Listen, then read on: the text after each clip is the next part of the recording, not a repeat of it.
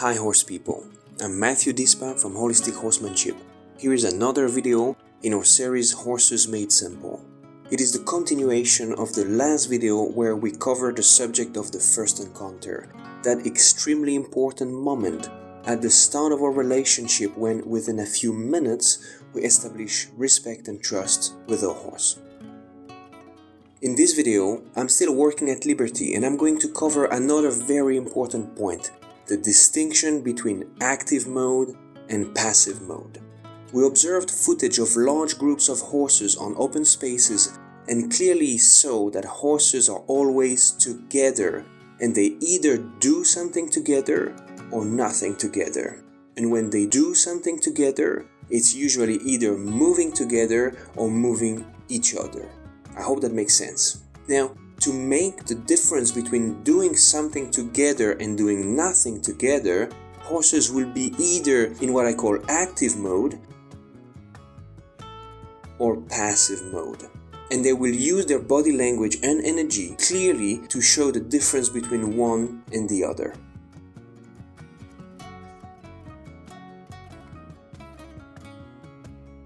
So here, I'm going to do exactly the same than what horses do and use my body language and energy to show simply and clearly what I want from my horse. I'm going to show him if I want us to move by being in active mode, or if I just want him to stand still and relaxed by being in passive mode. So technically, how does it look like? If I'm in active mode, I'm going to put energy in my body and I'm going to start moving. I'm going to focus on where I'm going without actually focusing too much on my horse. Then, I'm going to stop and look at how I'm going to change my body language and energy by relaxing completely, breathing out, and becoming passive.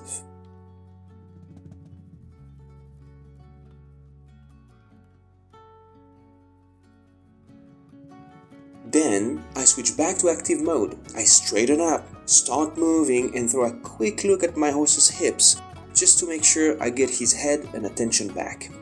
If I need to remind my horse that he's coming with me, I might look at his hindquarters or his flank, basically where my leg would be if I was riding him, but certainly not at his head, which could be very impressive for him and would probably have the effect of stopping him and slowing him down.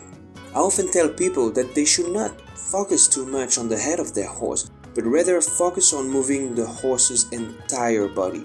The idea being, forget about the head, move the whole horse, and the head will follow.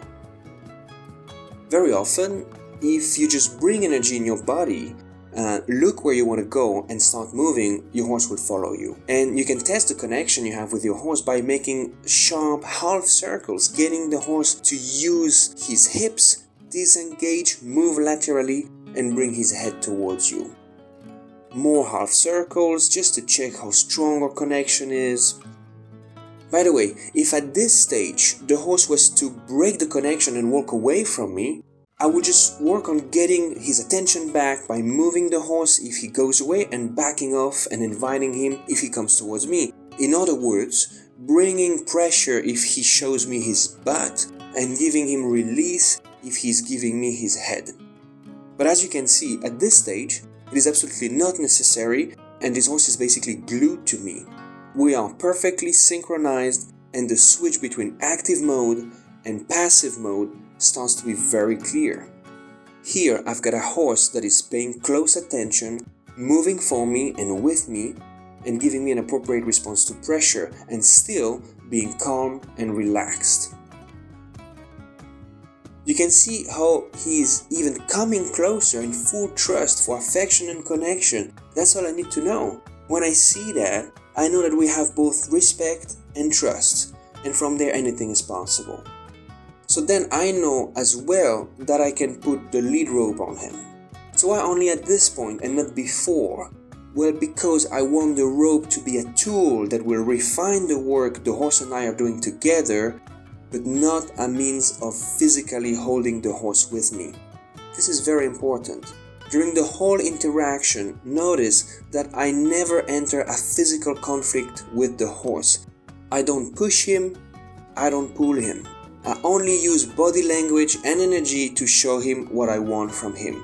Entering a physical conflict with a horse could have several negative consequences. First, you could bring discomfort or even pain to your horse, increasing his level of stress, which is the opposite of what I want. I want a horse as calm and as relaxed and as confident as possible. Second, you will remind your horse that he is actually way stronger than you are, and that there's actually no way you can move him physically if he doesn't want to, which is another thing I don't want. Ideally, I want a horse with whom I'm going to do very little, work with as little pressure as possible, and he'll give me a beautiful reaction in return.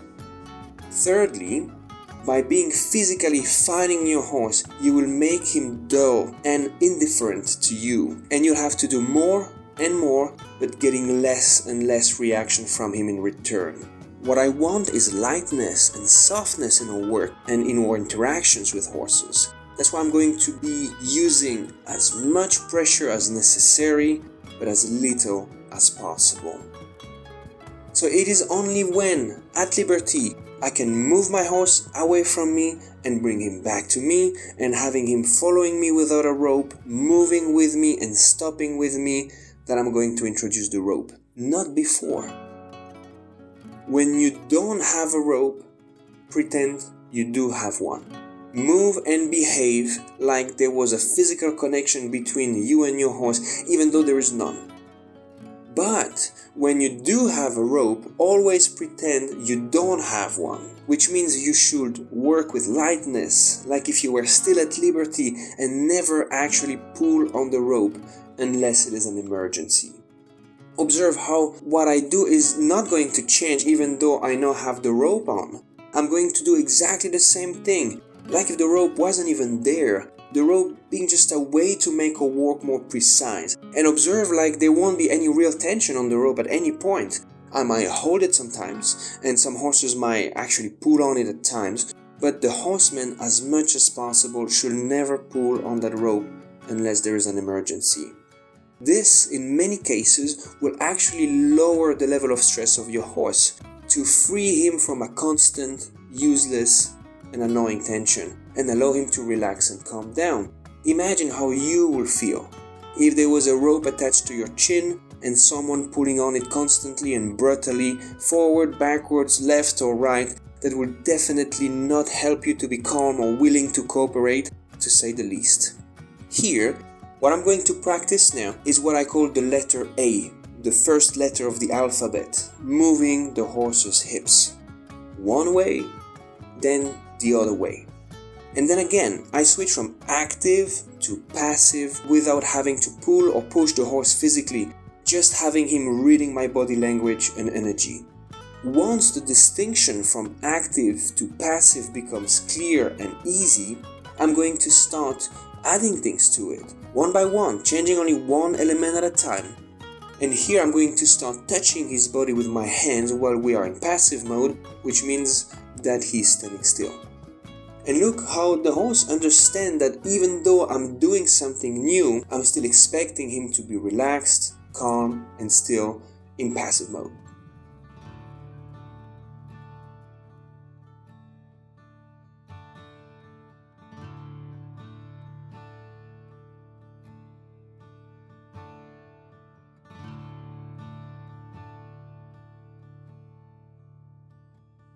Then we have B, the second letter of the alphabet, moving my horse's shoulders. After that we'll have C, the third letter, motion forward. There are many other letters, or cues if you want, D being backing up, for example.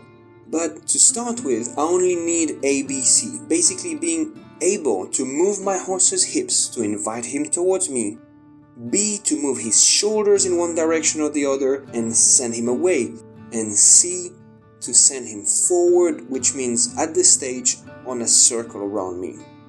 So these are going to be the basic signals that need to be in place so I can provide the most basic horse care, moving my horse from one place to the other, feeding him, grooming him, and of course picking up his feet, cleaning them and trimming them. Here, I'm going as well to start testing his respect by working on the impulsion. In other words, I'm going to see how much and how well we can move together, which is basically having the horse synchronizing with my level of energy, When I walk, he walks. When I lift my feet up, he trots. And obviously, when I stop, he stops.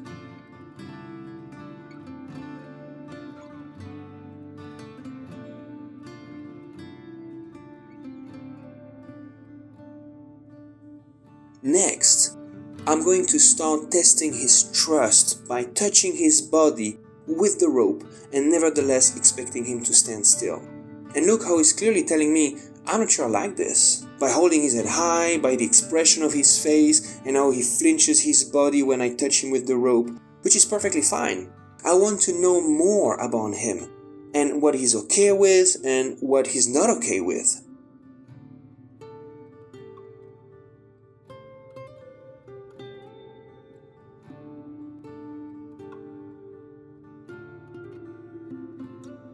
And look how as soon as I stop and move by his head, his expression changes, showing me that that is okay with him. By observing your horse, you'll know exactly what is okay with him and what is not. This way, you'll know exactly if there are parts of his body that are sensitive or maybe painful. You might find out quite precisely what he's been through and if he's still carrying old wounds or traumas. All this investigation will allow you to know your horse better and will make it easier for you to find ways to help him if needed. And the whole time, my message to him will basically be, I'm going to do a lot of things with you and around you. Some of them you might like, and maybe others you won't like too much. But in all cases, whatever happens, you won't get hurt. The next thing I'm gonna do is a final test to see how well he now understands the difference between active and passive mode. I'm gonna be in passive mode, breathing out and relaxing my body, looking almost like I'm half asleep. But I'm going to start swinging the rope quite hard. And again, he's showing that he's not too sure about this, but he trusts me enough to stay with me. And if he stands still and relaxes, I take the rope away.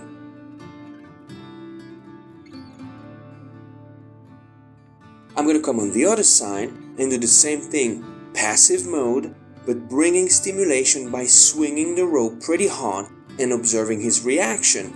And here, he's actually going to take a few steps back, which is fine, but I'm going to keep swinging the rope until he stands still again. Then I take it away. I'm going to do this again. I swing the rope. Look at how he is wondering what to do with it, but this time he stands still. If he stands still and relaxes, I take it away. Why? Because what I want him to understand once again is that moving away from something new doesn't solve the problem. Relaxing and being confident does. If there is something he doesn't know what to do with, I want him to stay here, face it, and realize that it's not going to hurt him. He doesn't have any reason to be worried or afraid or concerned. That is how, right from the start, I'm teaching my horse to trust me and to be calm and confident.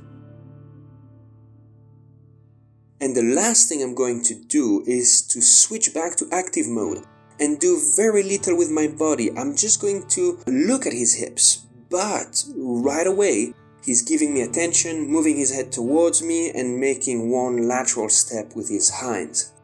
And I'm going to repeat that. I get into passive mode and swing the rope again and he stands still.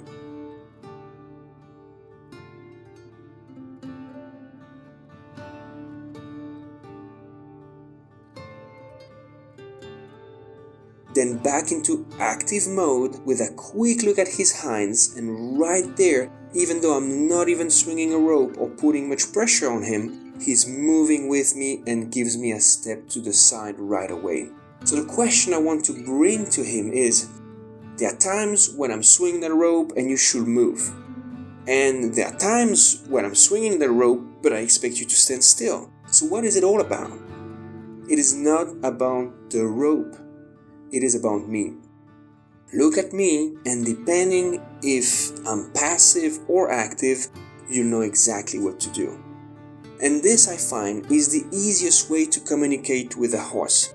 It allows you to work with your horse with as little pressure as possible, which means your horse will be as calm and relaxed as possible. And that's when horses and people learn best, when they are relaxed and paying attention, not when they are stressed and their attention is somewhere else. And to start with, I'm going to exaggerate my body language so it is as clear as possible for the horse to understand. But very quickly, I won't even think about it, and the horse will still read my body language and energy, and he'll stand still when I'm passive and brushing him, for example, or showering him or trimming him. And he'll move with me when I'll go somewhere or when I ask him. And if I start moving faster, he'll take the trot and then he'll take the canter. So after a little while doing these very simple but very important things, you'll actually get the feeling that your horse is reading your mind, because the connection will be so strong and beautiful and easy. But the horse is actually not reading your mind. He is reading your body language and your energy. I hope this can help you helping your horse. Don't hesitate to like, share, and subscribe. I'll see you guys in another episode of Horses Made Simple. Take care.